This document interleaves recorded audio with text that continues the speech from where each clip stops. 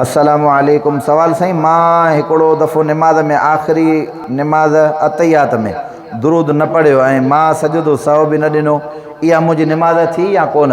हमरा तो पुछा करे आख़िरी अतैयात में असां रब जेको आहे सो पंहिंजो अतैयात खां पोइ दुरूद पढ़ंदा आहियूं न, रसूलुल्लाह सल्लल्लाहु अलैहि वसल्लम दुरूद शरीफ़ चए थो पाण विसरी वियो, और बाद में मूंखे यादि आयो पर मां सजदो सहव जो।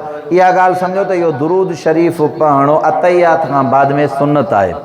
जेकॾहिं सुन्नत का छॾाइजी वञे बि सही थी त निमाज़ थी वेंदी, पर जेकॾहिं ॼाणी वाणी छॾियो अथई, छा ॼाणी वाणी माना इहो त भुल में थी वियो, ऐं ॼाणी वाणी जेकॾहिं छॾियईं त पोइ इहा निमाज़ हिनखे मोटाइणी पवंदी। ॼाणी वाणी क़तन न छॾियो।